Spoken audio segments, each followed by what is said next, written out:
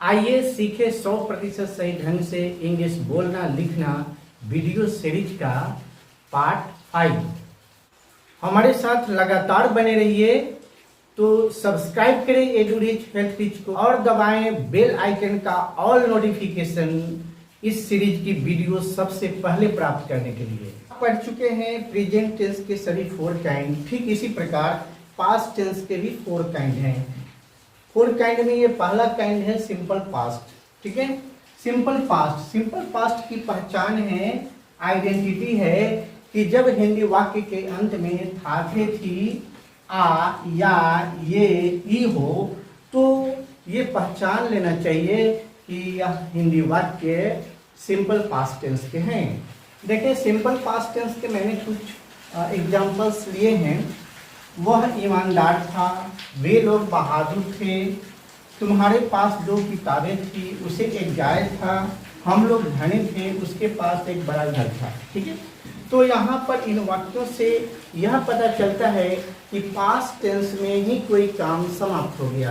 तो in example से काफ़ी क्लियर हो गया कि कोई भी कार्य व्यापार जो पास्ट टेंस में शुरू हुआ और पास्ट टेंस में ही समाप्त हो गया, ठीक है, तो इस प्रकार के हिंदी वाक्यों को हम सिंपल पास्ट में समझते हैं।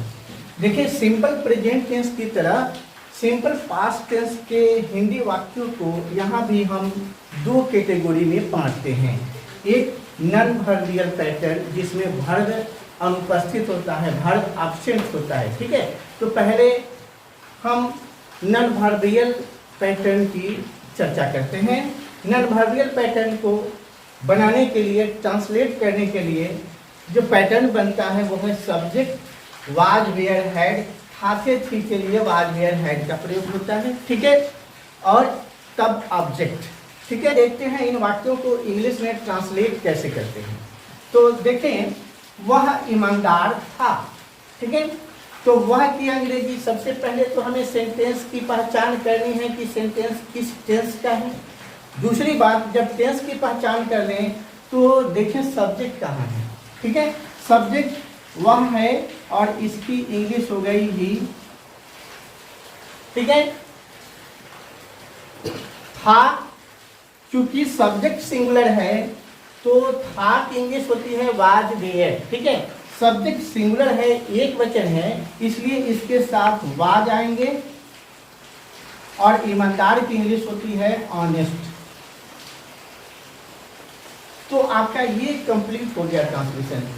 वह ईमानदार था, ही वाज ऑनेस्ट। ठीक है, अब ये देखिए वे लोग बहादुर थे, वे लोग बहादुर थे, तो वे लोग की अंग्रेजी हो गई दे, और दे चूंकि प्लूरल है, बहुवचन है, तो इसके साथ थे के लिए क्या लगेंगे, वेयर, दे वेयर। बहादुर की इंग्लिश हो गई ब्रेव। अब देखें एग्जाम्पल नंबर 3, तुम्हारे पास 2 किताबें थी। 4th नंबर एग्जाम्पल है, उसे एक गाय थी। ठीक है, तो यहाँ पर देखें कि ये थी है ना, इस पैटर्न को फॉलो करना। ठीक है, तो ये सेंटेंस किस टेंस के हो गए, सिंपल पास्ट टेंस के हो गए। अब आइए इसको ट्रांसलेट करते हैं। तो ट्रांसलेट करने के लिए ये देखें, तुम्हारे पास 2 किताबें थी। ठीक है, तो तुम्हारे की इंग्लिश हो गई यू।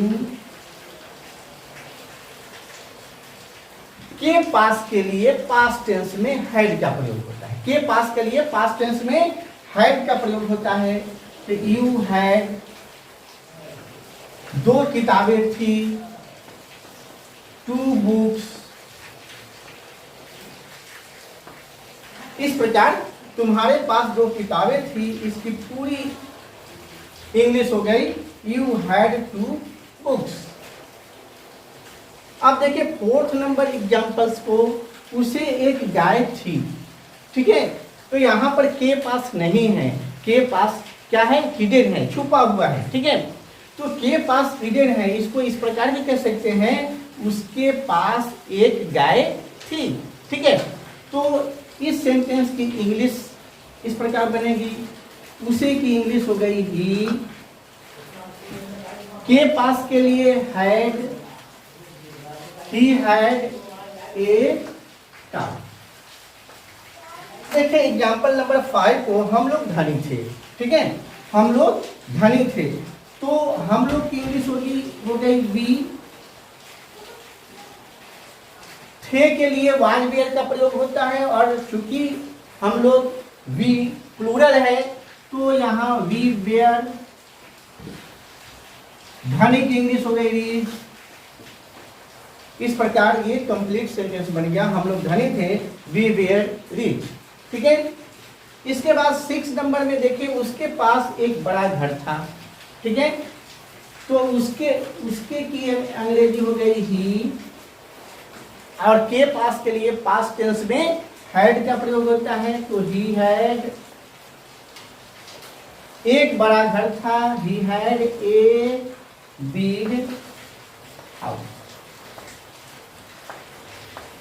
तो ये सभी सेंटेंस आपके नॉन वर्बियल पैटर्न के हैं। इसमें वर्ब, इन सभी वाक्यों में वर्ब देखेंगे एब्सेंट है, वर्ब नहीं है, ठीक है। तो जब नॉन वर्बियल सेंटेंस को आइडेंटिफाई करेंगे सिंपल पास्ट टेंस में, तब इसका ट्रांसलेशन हम लोग नॉन वर्बियल पैटर्न पर बनाएंगे। Subject plus was were had plus object. Simple past tense के और कुछ वाक्यों को देखिए। वे लोग दिल्ली गए, मैंने यह किताब देखा, तुम लोगों ने खाया, ठीक है। इन सभी वाक्यों में देखते हैं जाना, गए, देखा, खाया, ये सभी के सभी वर्ब प्रेजेंट हैं, ठीक है। तो जब वर्ब प्रेजेंट हैं तब हम इन हिंदी वाक्यों को पहचान कैसे करेंगे। सबसे पहले तो जब हिंदी वाक्य के अंत में ये पैटर्न हमको मिल गया, ठीक है। हिंदी वाक्य अंत में आ प्राप्त हो गया, हमें इस पैटर्न पर है, ठीक है। हिंदी वाक्य के अंत में या, ठीक है। तो इस प्रकार के जब सेंटेंस आए जिसके अंत में ये आ या रहे, तो ये क्या हो गया, सिंपल पास्ट टेंस के वाक्य हो गए। सिंपल पास्ट टेंस के वाक्य में ये कौन सा वाक्य हो गया, वर्बियल। ये वर्बियल वाक्य है, क्योंकि इन सभी वाक्यों में गए, खाया, देखा प्रेजेंट है, वर्ब प्रेजेंट है, ठीक है। तो इन वाक्यों को ट्रांसलेट किस प्रकार करेंगे देखते हैं। देखिए वर्बियल पैटर्न को सबसे पहले देखिए। वर्बियल पैटर्न में जब कोई सेंटेंस हम पहचान करते हैं past tense, simple past tense की, तो उसको ट्रांसलेशन करने के लिए क्या है, सब्जेक्ट प्लस वर्ब का दूसरा रूप, ठीक है, और प्लस ऑब्जेक्ट। वर्ब यहाँ दूसरे फॉर्म में होंगे, ठीक है। तो ये बहुत ही सिंपल है। देखिए वे लोग दिल्ली गए, तो वे लोग की इंग्लिश हो गई दे, और गए, जाना की इंग्लिश होता है गो, और गो का दूसरा फॉर्म, दूसरा रूप, गो चूंकि वर्ब है, वर्ब, इस वर्ब का दूसरा रूप होता है went. They went to Delhi.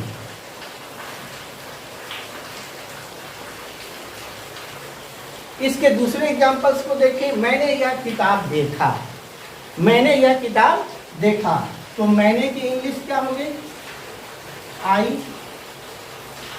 देखा वर्ब है, वर्ब प्रेजेंट है इस वाक्य में, इसलिए ये वर्बियल पैटर्न पर बनेगा, ठीक है। और वर्बियल पैटर्न में देखा का, देखना का इंग्लिश हो गई सी, और सी का दूसरा रूप हो गया सॉ, तो आई सॉ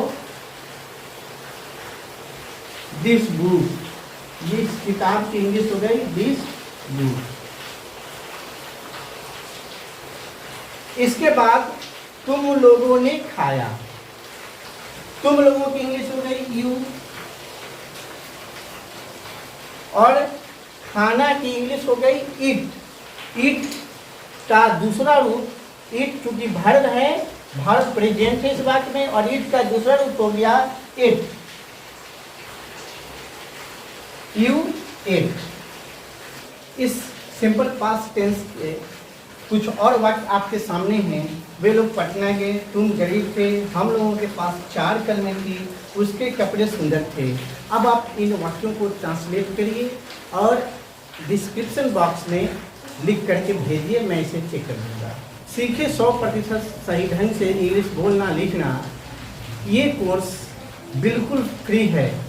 और यदि ये वीडियो आपको अच्छा लगा तो इसे ज़्यादा से ज़्यादा शेयर करिए। यही मेरा आपके द्वारा दिया गया पारिश्रमिक और सहयोग होगा। तो थैंक्स फॉर वॉचिंग, मिलते हैं अगले वीडियो में।